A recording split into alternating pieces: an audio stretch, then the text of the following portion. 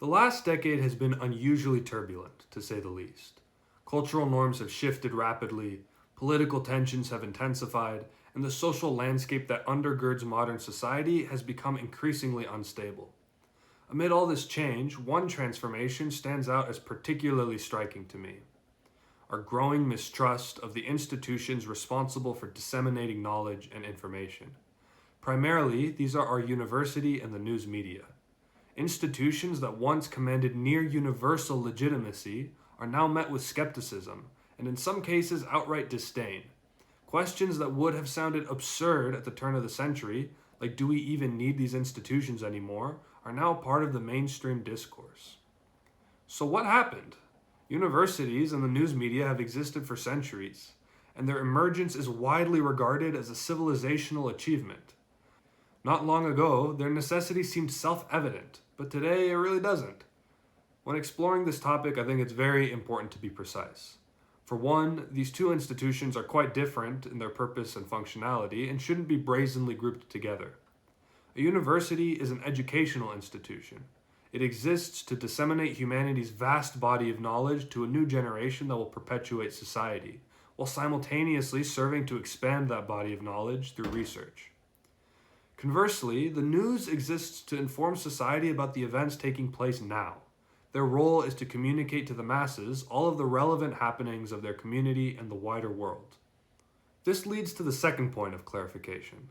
This mistrust and doubt that we're talking about aren't in education itself or journalism itself, but rather at the institutions that currently claim authority over those roles. So despite these institutions being quite different fundamentally, they have undergone a very similar change in perception that has led to deeper conversation on their necessity. To dive into this further, it'd be best to look at them separately. Let's start by looking at universities. Traditionally, these institutions served two core functions: educating new generations and expanding humanity's collective knowledge. For most of their history, these roles were inseparable from the institution itself. Access to advanced knowledge required enrollment, and participation in intellectual advancement required affiliation. This is no longer true. The advent of the internet has radically altered the landscape of learning. The accumulated knowledge of humanity is accessible to anyone. It has never been easier to learn a new discipline, acquire technical skills, or explore intellectual interests independently. As a result, the meaning of a college degree has changed. Where it once signaled deep mastery of a subject, it now often functions as a credential indicating perseverance and exposure to academic rigor, with genuine understanding as a secondary outcome. This shift has diminished the degree's intrinsic educational value. The knowledge and skills required for many professions can be acquired elsewhere, sometimes more efficiently. College increasingly serves less as a gateway to understanding and more as a gatekeeper to employment. And even that role has begun to weaken as growing numbers of graduates struggle to translate degrees into stable careers. This has understandably led to widespread skepticism about the necessity of higher education as a credentialing system. Be that as it may, skepticism towards degrees does not necessarily imply skepticism toward universities themselves. One could plausibly argue that universities should continue to exist as research institutions even if their role in education diminishes. Yet it is precisely this second function, the expansion of knowledge, that has also come under scrutiny. Unlike the educational critique, doubts about academic research are not the result of viable alternatives. Universities remain to be the primary setting for high-level scholarly inquiry. The concern, then, is that the institutional mechanisms governing research no longer reliably serve the honest pursuit of truth. Modern academia operates through a system of publication and peer review. In principle, the system is designed to ensure rigor, neutrality, and self-correction, but in practice, it is deeply compromised. Researchers are incentivized to publish frequently, secure funding, and build personal prestige, and these goals often conflict with intellectual humility and methodological caution. At the same time, peer review is far from the impartial arbiter it claims to be.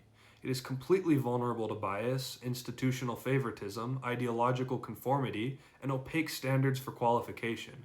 Entire fields have faced replication crises, while others appear increasingly insulated from external criticism. All of this can be said without even invoking partisan politics, a dimension that only makes the academic apparatus look worse. But even ignoring explicit ideological leanings, a system that rewards productivity over accuracy and conformity over skepticism will predictably drift away from truth. All of this boils down to a widespread skepticism of universities. While the first matter is a result of our rapidly evolving world and the widespread accessibility of information, the second is clearly the fault of universities themselves. It seems like having complete control of the conversation has allowed these institutions to become sloppy and open the door for all kinds of significant vulnerabilities and problems. In this way, universities did not merely lose trust due to external competition, they forfeited it through internal decay. Let's now talk about the news media. This one is really interesting because, unlike universities, the mistrust is far more widespread. It's not a small, albeit growing voice of concern and skepticism, but rather a sweeping sentiment. It's exceptionally rare these days to meet someone who doesn't trust at least one, if not all, news outlets.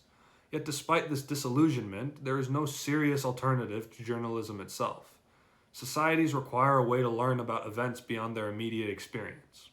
The problem, then, is not that journalism is obsolete, but that the institutions that practice it no longer appear credible.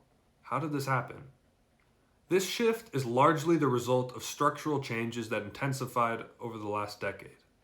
First, news increasingly became entertainment. As print media declined, it was replaced by multimedia networks competing for attention in an environment governed by ratings, clicks, and engagement. Sensationalism, outrage, and emotionally charged narratives proved more profitable than sober reporting. Information was no longer simply presented, it was packaged, dramatized, and sold. Secondly, news organizations became active participants in informational warfare. Media outlets ceased to function merely as observers and increasingly positioned themselves as ideological actors. The line between reporting and persuasion blurred. Interpretation overtook description. Maintaining a coherent narrative became more important than factual completeness. These practices have increased short-term engagement but eroded long-term trust.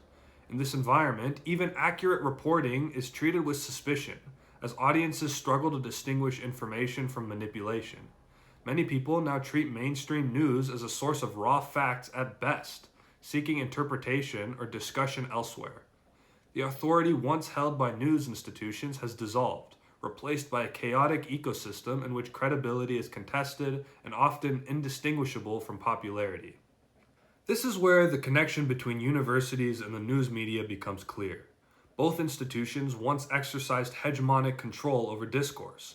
Both blurred the boundary between informing and persuading. Both abandoned restraint in favor of asserting authority. And both were unprepared for a world in which access to information could no longer be monopolized. What remains is a kind of free-for-all. Any person with an internet connection, regardless of qualification, has the means to participate, for better or for worse.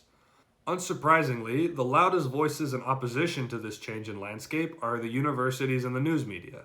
They're clamoring over legitimacy, authority, and credibility.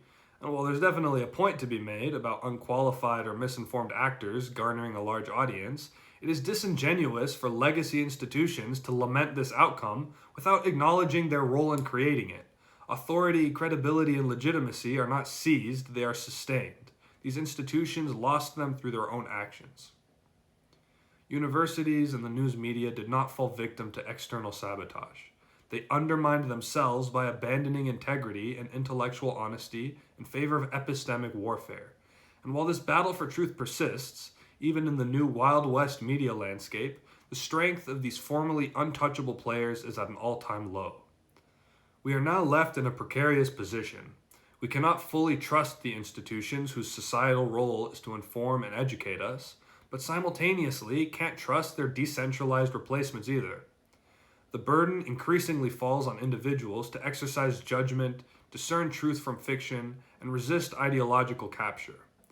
The fate of these once pivotal institutions tells us a cautionary tale about hubris and dishonesty. If there's any lesson to be drawn from the collapse of faith in these institutions, it is this. Intellectual inquiry cannot survive without humility, honesty, and restraint. If we fail to uphold these values ourselves, we will repeat the same mistakes, only without the institutions we once relied upon. Thank you for watching.